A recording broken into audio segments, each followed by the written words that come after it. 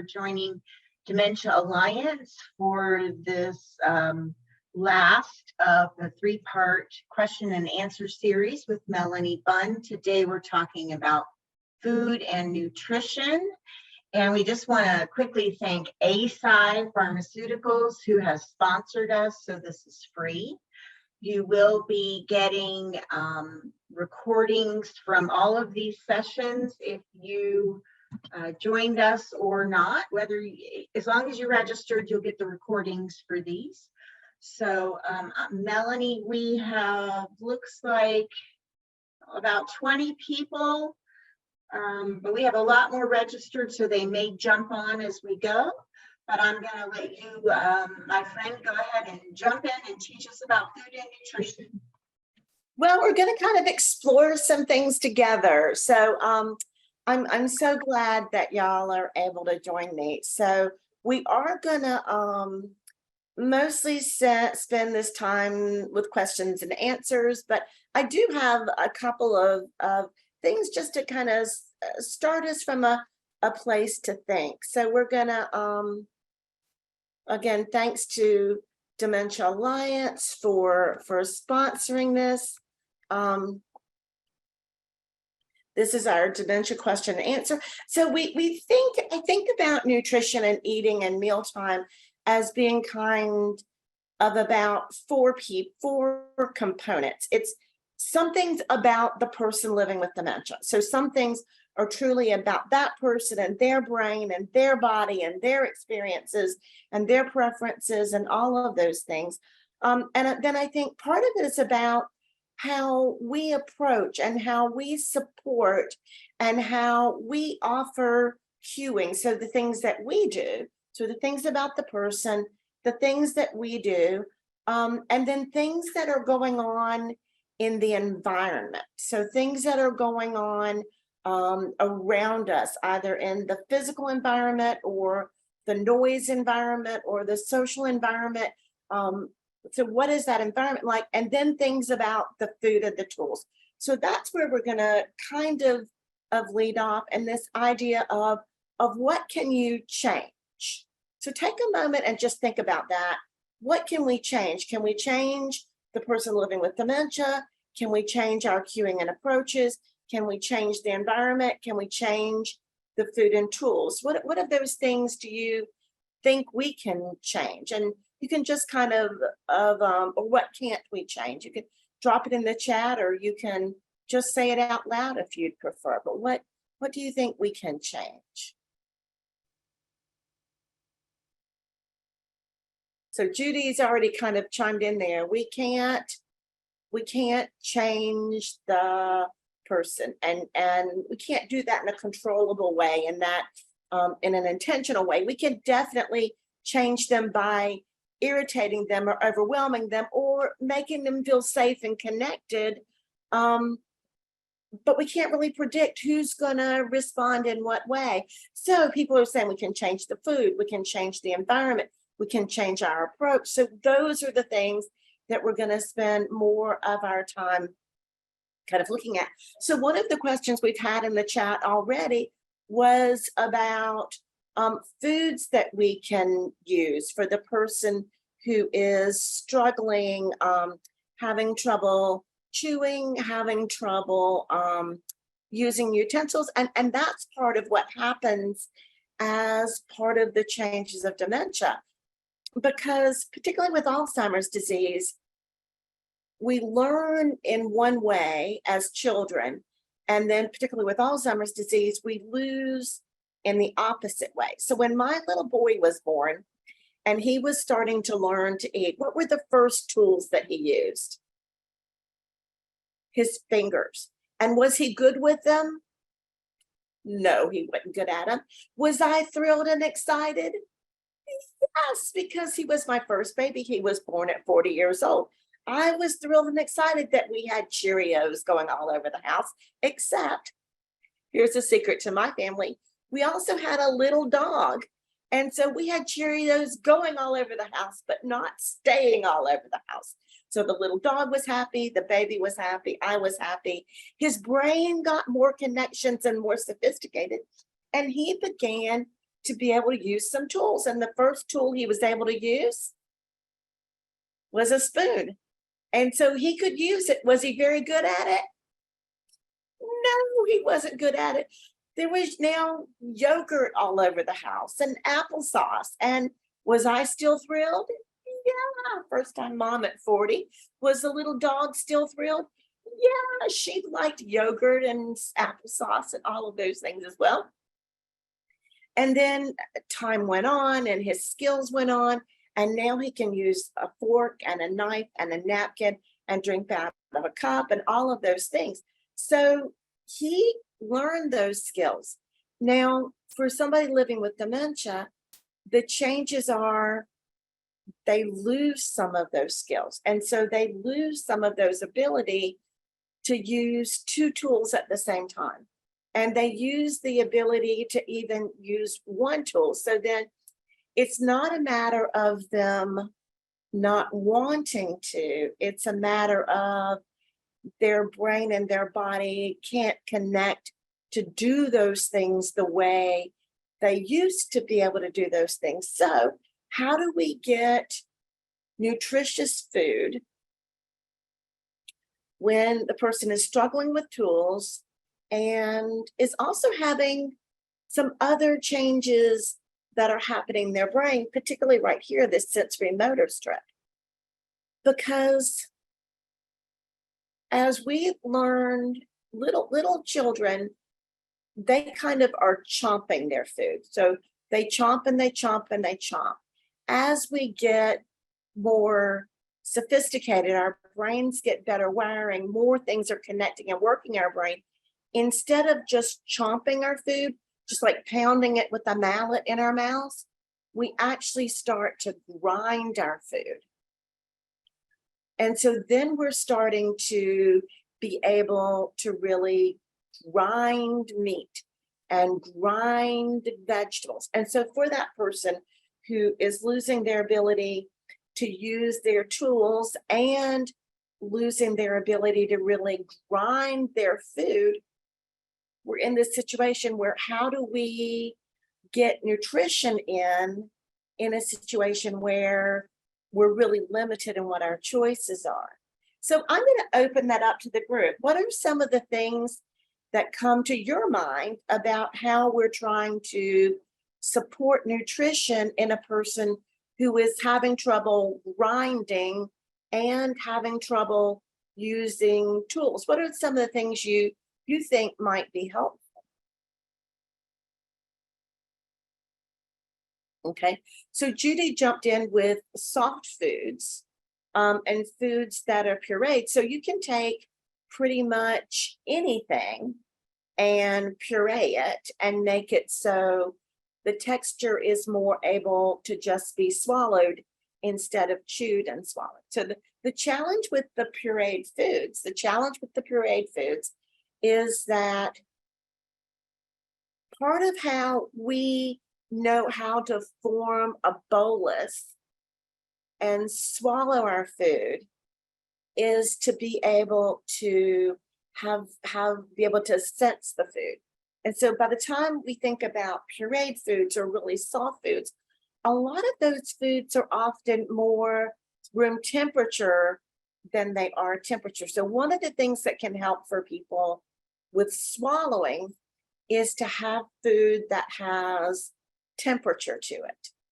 So food that is warm enough to be able to feel it or cool enough to be able to feel it. So absolutely, I support those soft foods, those pureed foods, those finger foods. Rita put that in. That's another really good plan. So think about, instead of maybe having, if you think about a typical breakfast plate, and you think about breakfast foods, and you think about something like scrambled eggs, and you think about a piece of bacon or sausage or ham, and you think about something like grits, and you think about a piece of toast, a couple of things are already in there, already finger foods, right?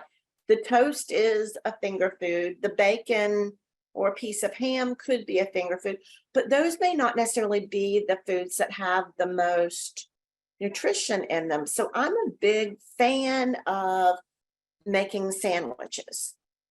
And so when I'm making sandwiches, I'm thinking about something, bread or a biscuit or something. I'm thinking about something to make the stuff on the inside stick to the stuff on the outside. And I'm thinking about a protein source. So I might do something like scrambled eggs and melted cheese and an English muffin. And then I've got a sandwich that kind of sticks together, and I've got protein and I've got nutrients and I've got several of those things that kind of go together. So I can make almost anything into a sandwich. You know, I can make a sandwich with grits. I can make a sandwich with macaroni and cheese. I can make a sandwich out of almost anything that then makes it so the person can use their fingers, can keep it all together, can be more independent in eating, and also get some of that good nutrition in there. So what am I really focused on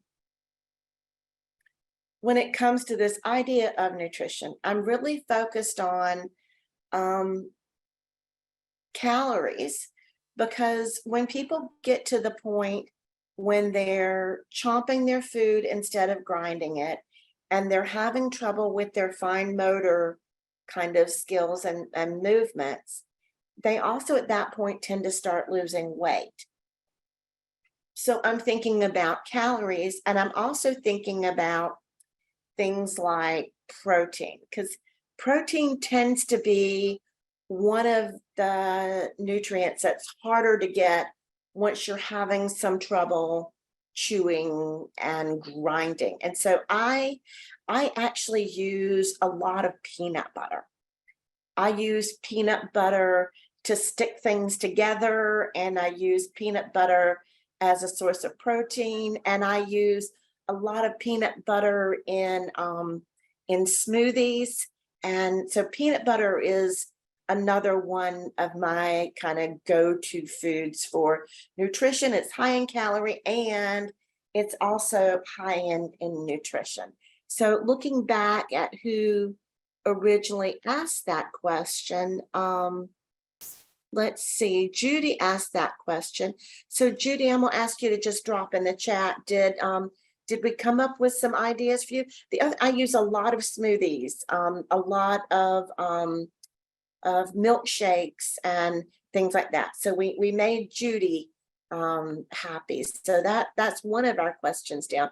So I'm gonna scan back up and see some of our other questions. I see a question about the person who never seems to be full, and that's from Kaylee.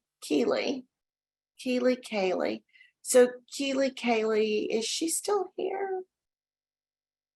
I'm searching. Yes. So Keely, I'm gonna ask you. Yeah. Can you?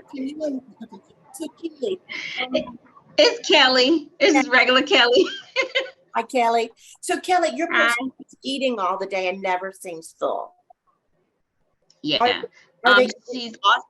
She's also allergic to peanuts and eggs. So we get really creative with getting food in her, because the two things that are high in nutrition she's allergic to. So we do a lot of grits, a lot of sausage, sandwiches, definitely, vegan mayo. We do rice cakes. Those make great. We just put, and it might sound disgusting, but we put like the bologna between the rice cake, and she's happy. Yeah. And so you're finding some foods that are working for her. Are you concerned about the snacking all day? So it sounds like she is eating some nutritious stuff. Are you concerned about the snacking all day because she's gaining weight, or is she maintaining her weight? She's maintaining her weight. I kind of just put that out there for other people who might be experiencing the same thing. we've pretty much narrowed it down. I've been in this situation with my mom for 7 years now. So, and it helps that I have a degree in gerontology. So I just kind of was already mentally prepared.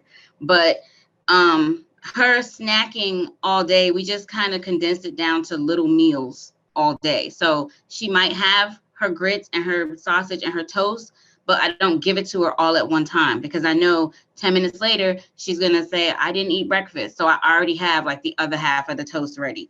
Or I have, she'll eat that. She'll come back up and say, I'm hungry. I didn't eat any breakfast. I'll already have, the sausage already there. So it's kind of the same breakfast. It's just broken up into the minutes that she comes back and asks for it. Yeah. So that idea of how do we know when we've eaten and when we haven't eaten? And a lot of that is the visual cues that are around us. That if I walk to the kitchen, I think it's time to eat. Or if I walk past the table, I think it's time to eat. So what are those visual cues that are leading me to think, whether I'm hungry or not, it's time to eat. So that might be one thing. Another thing that can happen is people lose some of the internal sense of being satisfied and full. So there's not the sense of I've eaten a meal, I'm full. There's a constant sense of I need something, I need something, I need something. And so there's a constant drive to I need to eat, I need to eat, I need to eat, whether not really linked to physical hunger or not physical hunger. It's just kind of that automatic, I need to eat. I don't get that kind of shutdown of I'm satisfied, it's been enough. And so people kind of have that ongoing kind of drive. That's really common, especially in frontal temporal lobe dementia, where a real important part of that brain change is this prefrontal cortex with kind of impulse control and feeling satisfied. But it also happens in all the types of dementia. So that idea of Keeley's of kind of thinking about 300 calories for breakfast, instead of having 300 calories sitting down at one meal to do that, 75 calories 4 times. It's kind of getting the same nutrition, and it puts Kelly in a situation where she doesn't have to tell her family member no, because none of us like hearing no all the time. And none of us like being told, you don't remember, you're wrong. So if I say, well, Mom, you've already eaten, there's no good to come out of that, because she doesn't feel if she remembered she had eaten, she wouldn't be asking to eat. And now she starts to feel bad about me, which means we aren't connected and our relationship isn't working. And when I need to help her or support her, it's not going to go as well. So on the other hand, Kelly's family member wanted it all the time. We have other people who really don't ever feel hungry, don't ever feel like eating. And that same strategy can work really well. That taking that 300 calories, which for the person who isn't feeling hungry, who isn't feeling like they want to eat, take that same 300 calories, split it up into 7. And Mom, here's just a few grapes. Mom, just eat these few grapes. And that's different than Mom, eat this whole meal. So that strategy can work for people who never feel full or people who never feel hungry as well. So some great strategies for that. I'm looking, Carolyn said they bought a bowl and a plate with a rounded edge. And that helps with the scooping, because that's a lot of times the problem is that fine motor is it takes a lot of fine motor to do this and to get under the food and scoop it and get it up, compared to being able to scoop it against the side of the plate or the lip of a plate, those kind of rounded edge to kind of help with scooping. And also those small fold tubes because when people are not holding the tool like this anymore, when they're holding, this is a lot of, this tends to kind of, but if you've got a bigger grip, that can actually fit in the hand more comfortably and can actually support people and help with eating. So yeah, both of those ideas are really, really good. Looking for some other questions, some questions that came in online, looking at those. One of them was the person who needs to take small bites, but gets frustrated with that verbal cueing. So if I keep saying, Mom, that's too much, don't eat that much, that's too big of a bite. Mom, don't eat that. That's no, smaller bites. I wouldn't want to be with you either if you nagged at me like that. That would not be happy or fun. So when we go back to think what we can change, we can't change the person. We might can change our approach and formulate that, instead of telling the person what not to do, telling the person what to do. Mom, take a small bite, but that can still, that may be what you're already doing. That can still get kind of, oh, what could we change about the food or about a utensil to encourage somebody in taking small bites? What might we do to kind of encourage people to take small bites without us having to do all the work? I'm a big proponent for getting the world to do some of your work for you. You have enough work to do without trying to do everything by yourself. So what can you do to help the world do some of the work for you? Thinking about trying to get the person to use small bites. And let me check. I'm gonna see what kind of thoughts. A smaller tool. So I actually have done really well using smaller tools. They actually a lot of times are sold with the kids stuff, and so I sometimes will use some of those. I sometimes will use sometimes the plastic spoons and things are much smaller, so sometimes we'll use some of those plastic. They have a smaller bowl. Cut things into smaller pieces, so the pieces themselves are smaller. Great strategies. Sometimes things that you can are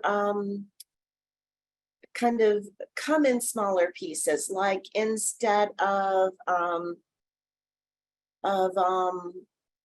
the tater tots, the crowns, which are smaller pieces, that using smaller pieces of things. So I think those are some wonderful strategies. Does that, I hope those kind of strategies are good. Looking at some of my other questions. One was the person who forgets to swallow and kind of hold food in their mouth. That's a really great question. So we have muscle patterns. So the muscle pattern that tends to happen when I'm eating is I scoop up something to eat and I put it in my mouth and then I chew and then I swallow. So that's how I've eaten for decades. I scoop or I bring something up to my mouth, I chew, and then I swallow. And that's just how eating goes. So what often happens when we are giving people food instead of and I'm gonna just grab this. If what's happening is instead of the person's hand coming to their mouth, if instead of that, what happens is their hands aren't involved. So instead of their hand coming to their mouth, what's happening is food is just showing up in their mouth.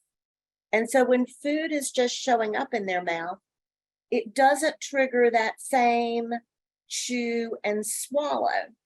And so one of the strategies that I use really often is something called hand under hand. So thank you, Lisa. So instead of just putting food in the person's mouth, and I'm sorry, I'm not at home. I usually have a model set up, but I'm not at home. But instead of me just putting, kind of food in its mouth,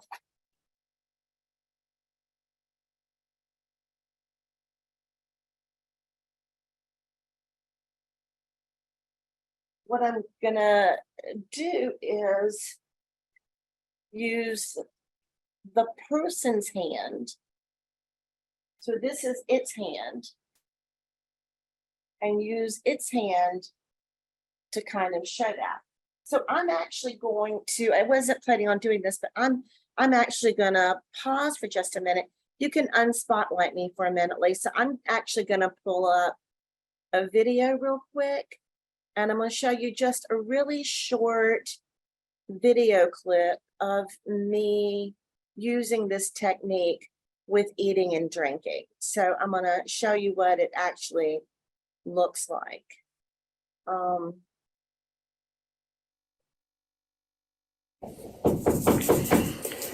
Matthew.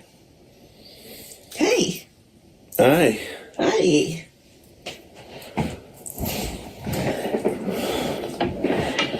So there you see, I shook hands with him, and then I shifted into that hand underhand. Lunchtime. Yeah.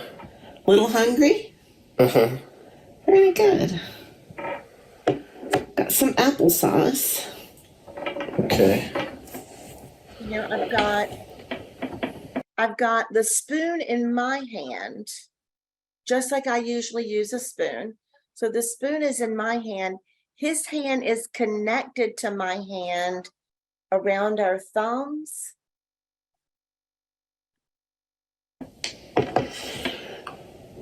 And then his hand comes up to his mouth with the spoon. And that way he feels like he actually is putting the food in his mouth as well. And so that kind of triggers then that chewing and swallowing. So that bringing the hand up to the mouth, chew and swallow can kind of get rid of some of that food kind of pooling down in here. The other thing that can really help with that is food with temperature. I mentioned that a few minutes ago. Food that not boiling, not freezing, but food that has temperature, food that's either warm or cool, can often help with that bolusing and swallowing. So that's a kind of strategy for people who, some of the things that people try, people rub people's throat, that doesn't do anything for swallowing. The one other thing that might help sometimes is to bring somebody's chin just down a little notch, because what tends to happen is when we're putting food, we tend to kind of come at this angle, people's chins are up, and that is a great position for CPR because the chin is lifted and the airway is open, not a great position for eating. And so if instead of having the spoon kind of up, if you bring the spoon kind of down here, you've got not tucked down like that, but you've got the person's chin kind of tucked down a little bit. That tends to help with swallowing as well. So that might be something else to try to help with swallowing, if that kind of gives to be the big challenge. The other piece of it is once there's so much food in the mouth, you can't swallow it. You just have to kind of get it out and start all over again, because once you've got that much food, it's hard to bolus it, put it together and swallow it. So I see another question.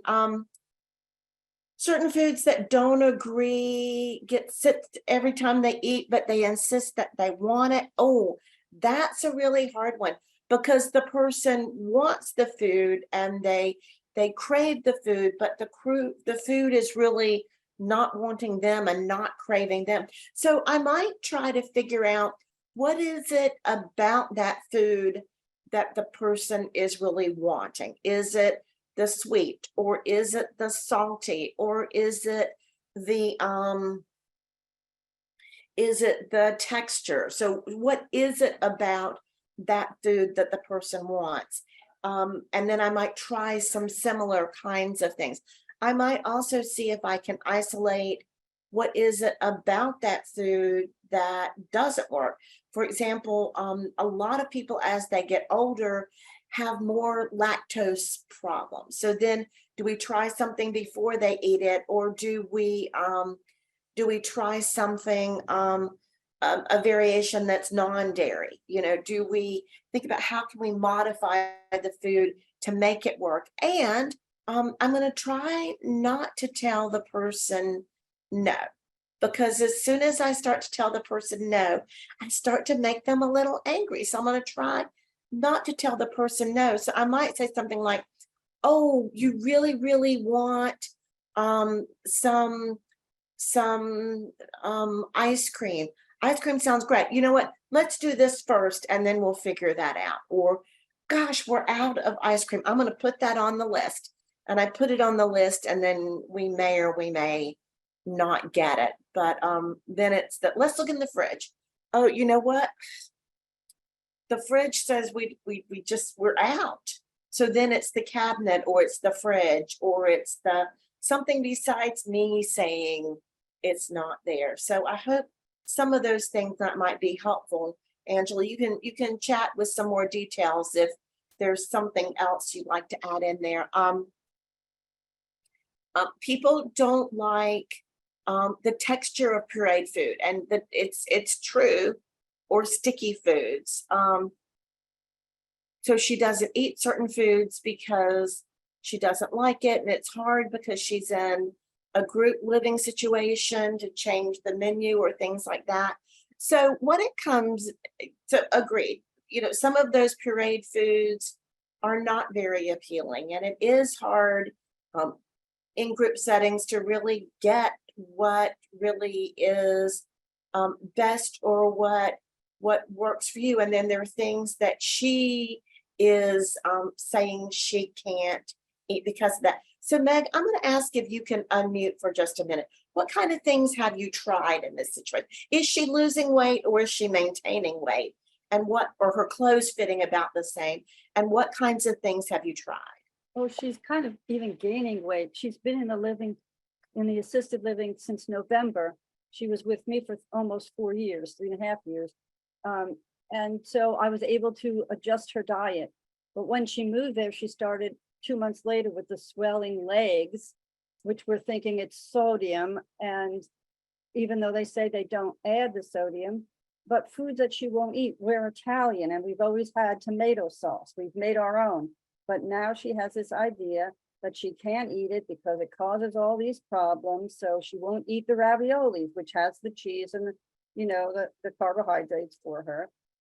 So there are other foods like that. And I know that many people with dementia like the sweets. And so she always gravitated toward the sweets, but I'm trying to get her to eat more vegetables. And many in the assisted living communities are overcooked vegetables. So that's difficult too, when it's mush for her. So I've tried talking with the chef. He keeps saying we don't add the sodium. And for me, if I was at home and there was already sauce on the ravioli, say, I'd rinse it off and give it to her, and she could put her butter on it or whatever she wanted. But to ask of that is just, I don't know how to get that to happen for her. So she is kind of gaining weight. She's always complaining about her pants don't fit, but not to an amount where I really have to be concerned.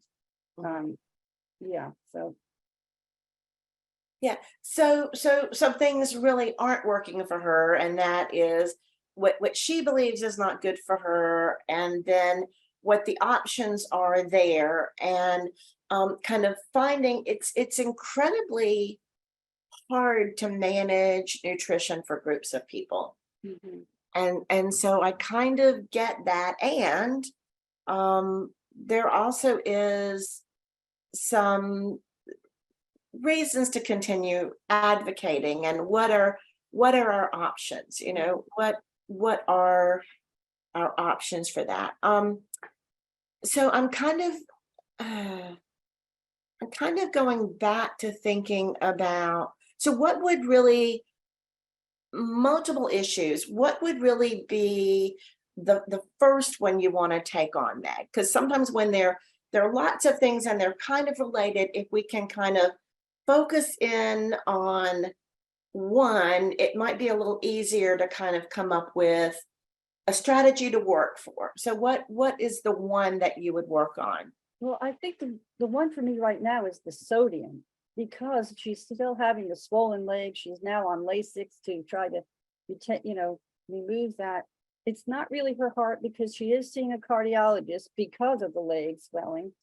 But how do I approach the chef who's telling me we never add, this salt? But a lot of their things must come out of cans. I can't imagine them making brown gravy, from scratch every time so I think for me, that's what it is, because it's affecting her health. Could be in a serious way, her other organs and things. Yeah. And when she lived with me, every single day she'd have tuna fish. And then when we moved to the facility and they said, well, we only make it on certain days and we open the big cans, but if you want to bring a small can, you can. I said, sure, I'll be glad to get you Costco and get you 12 cans, and you have them whenever you need them for her. But then she decided she'll never eat tuna fish again in her life. I guess it's the sodium and yeah. So thinking about the sodium, and that all of those things could be true. They could be not adding salt to food and using food that's canned, that's kind of innately rich in sodium. And with the tuna fish, so she has sworn to never eat tuna fish again. But was there something like that might be substituted out? What about rotisserie chicken? Yeah. Well, I would do that too. I'd switch it out. I'd say, oh, we have this chicken that we grilled. Now I'll make a chicken salad sandwich for her. And sometimes I would get by and she wouldn't recognize that it was a different flavor because of texture and it had enough mayonnaise or yogurt in it.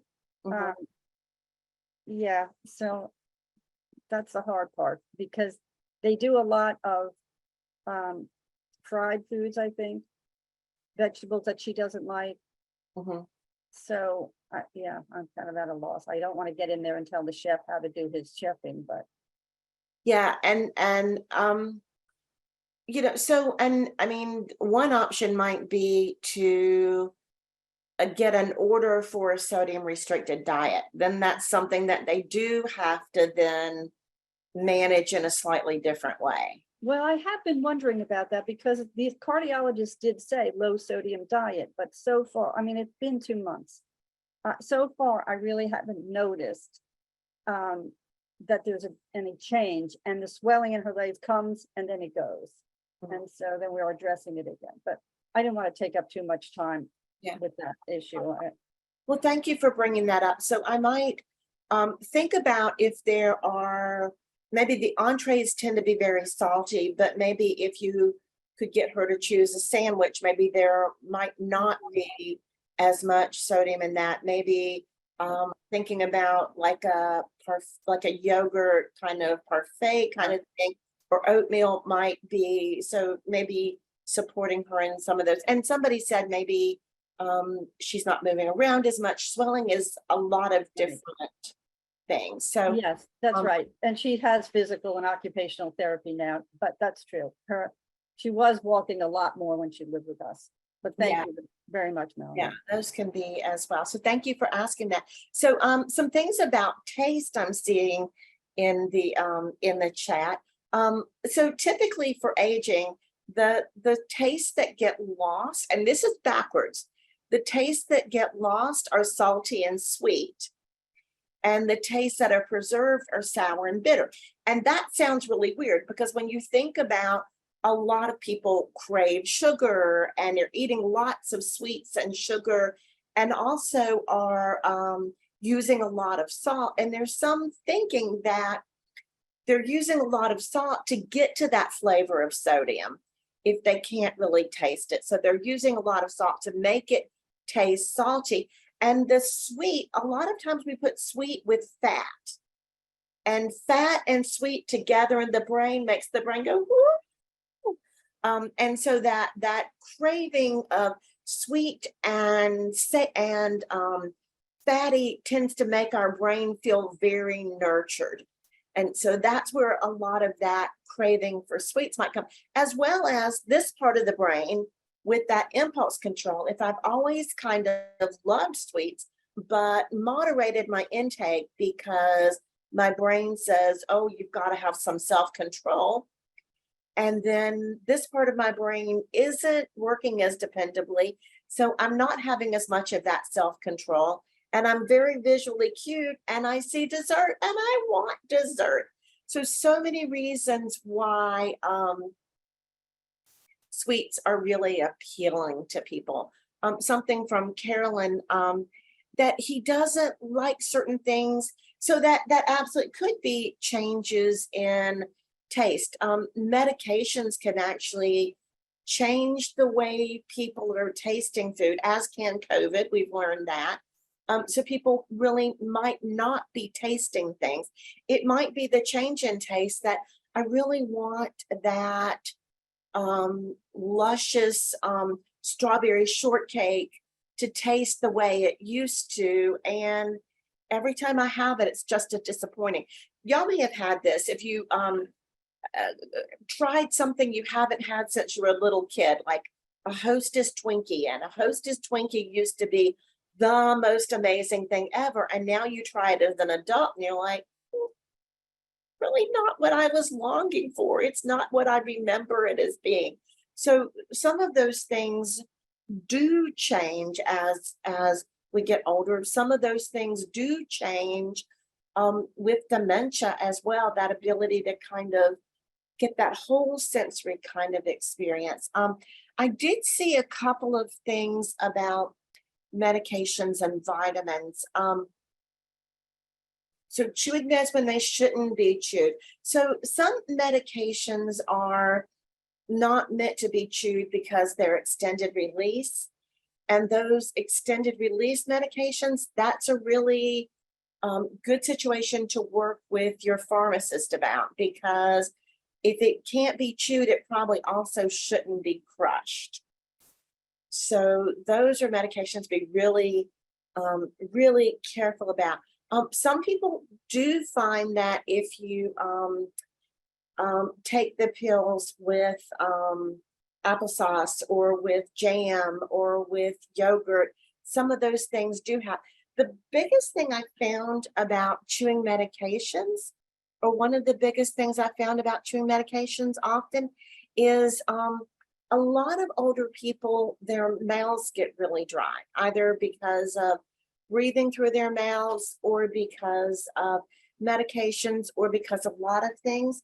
And so so then when you put the pills in your mouth, they then stick to your tongue and then they don't go down on the first go around. So a lot of times what I'll do is get people to drink some water and then take the medicines and then drink the water again. So that often will help the medications go down. Also, there are amazing compounding pharmacies that have really ways of making food in different textures. So it can be sprinkled on things so it can be swallowed, or so it can be absorbed through the skin instead of swallowed. So a compounding pharmacy might be a really good resource to have some of those conversations. There was another question that came in when you registered, another question about supplements and managing medications and how to manage all the medications and multiple people, and absolutely true. Those things can get really, really complicated. That's why I am a big proponent of filling med containers and using those, so I don't have to figure out who's taking what or when or how. I'm a big believer in those med containers. They've got them that are as simple from, one a day to as complex as 4 times a day for 4 weeks. And so so Meg, you're shaking your head, and I think I saw Phyllis shaking your head as well. Are those things that y'all have tried that have done really well for people? I'm a big proponent of those. I use those. I recommend those a lot of times. So Phil, you're still muted. I'm sorry. I was saying that yes, and it's helped me keep my sanity. Especially now we're progressing with the dementia that mother takes her medicine and I'm busy off doing something else. And then she'll say, did I take my medicine? So if I know, I also put her medicine in those little white cups because she's still able to turn it and take her medicine, because I found out if I did it my hand or her hand, we would drop. So I thought, how can I help her, or she would take it and drop. So the little white cups right now are working for us and have been for about 6 to 8 months. I still have to be careful that she turns it all the way up and gets them all, but that helps us we use the medicine, whatever, the dividers, whatever they're called. That helps me when I'm doing her medicine. It gives me a peace of mind. And then I keep the flap up. Now I've learned to keep the flap up. And of the morning or night when she's taking her medicines, that it will remind me, because I'll go, oh God, I don't know, I can't remember. So I just go to the medicine container. And also I've learned the cup, when she takes it, the table between our chairs, once she takes it, I'll turn it over. And now mothers learn to look. The cup is turned over. She's had her medicine. She still asks, but sometimes she'll look at that cup and go, I've taken it. So they're just some pointers that I've learned through trial and error, and maybe that'll help somebody. So good strategies, Phyllis, and some good, those visual cues of if it's out open, we've done it. If it isn't, we haven't. Upside down. So those good visual cues to use that. Those are some really good strategies. And you can put vitamins in there. You can put things that be taken before meals, after meals. You can do all of those different kinds of things. So I'm big proponent of that. Pharmacies sometimes will do pill trays. Angela dropped that in there. There are these, they're computerized, and you can fill them, and a tray pops out and there's an alarm, and you take the medication and then the tray goes back in. So there are a lot of different versions of them. Some of them are more expensive than others are. Sorry, the balance class is coming up. So some of them are more expensive, some of them are more complicated, but it's worth investigating. It's worth considering if it's a big, if it's something that comes up over and over and over again. I've used them with different people and found them to be highly successful, and sometimes not, but definitely worth considering and definitely worth a try. So I would consider doing those. What are some other questions? I think I've gotten all of the ones off of the out of the chat and out of things. So I'll go back to this PowerPoint and go back to we've talked some about things we can't really change about the person, like what's happening in their sensory motor strip or what's happening, in their visual field. So sometimes what happens is to put your hands around your face like this, put your hands around your eyes like this, everybody. So if this is what your visual field is, something could be right in front of you and you not see it because it's not in your visual field. You take your hand away, you see the cup there, you put your hands here, you don't see it. You don't see it when it's over here. It has to be right here. So thinking about those kinds of changes, we can't change where people are in the change of dementia. So early on, the person might not be eating because they don't remember to eat, or they might be eating all the time because they don't remember that they didn't eat, or they might be having trouble with cooking or eating. We haven't really talked about the idea that mealtime is more than just a nutritional experience. Mealtime is also a real social experience. And so one of the challenges is to find that balance. So maybe if we are eating meal as a family and we've got 4 people sitting at the table and the news is on, that might be a really important social experience. But what the person might be able to do for nutrition is drink a shake, versus they might need to really get their nutrition in a situation where there's less stimuli and less distraction.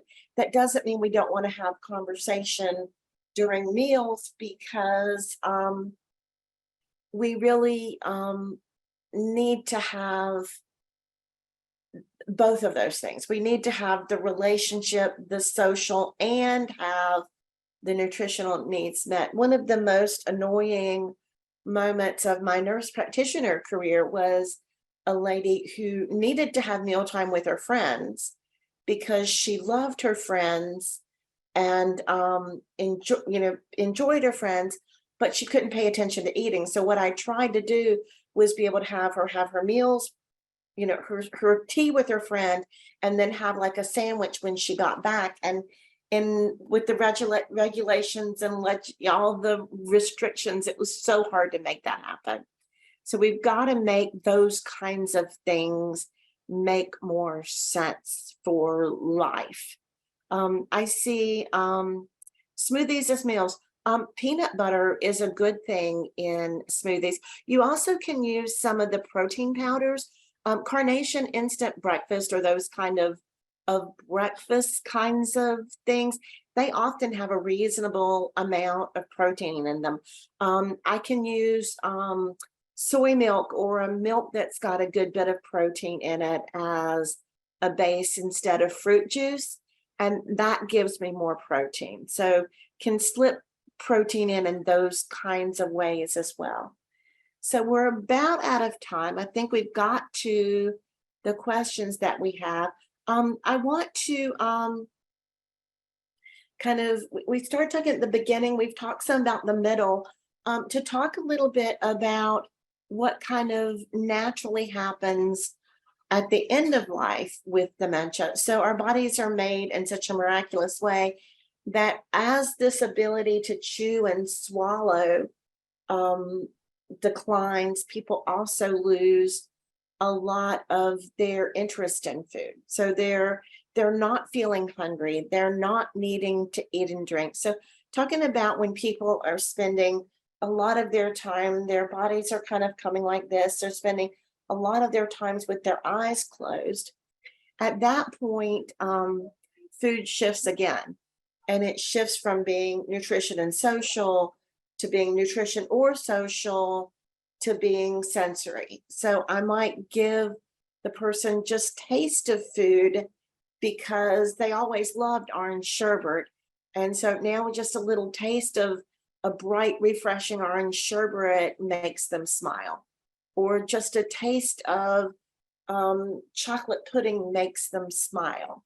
So I'm moving from the idea of food as nutrition to food as kind of a sensory experience, but food and relationships still have value to us throughout disease. So I hope I answered some of your questions. If I didn't have questions, or if you have questions later on, reach out to Lisa. I saw that Phyllis said she hadn't been getting the follow-up materials, and Phyllis, you're getting the notices, but not the follow-ups.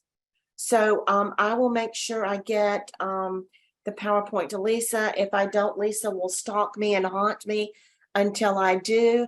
And we will get that sent out. If you have any other questions as you're thinking about this, or as you're pondering and you want to reach out, just don't hesitate to do that. We're here for you. Y'all have a wonderful rest of your day.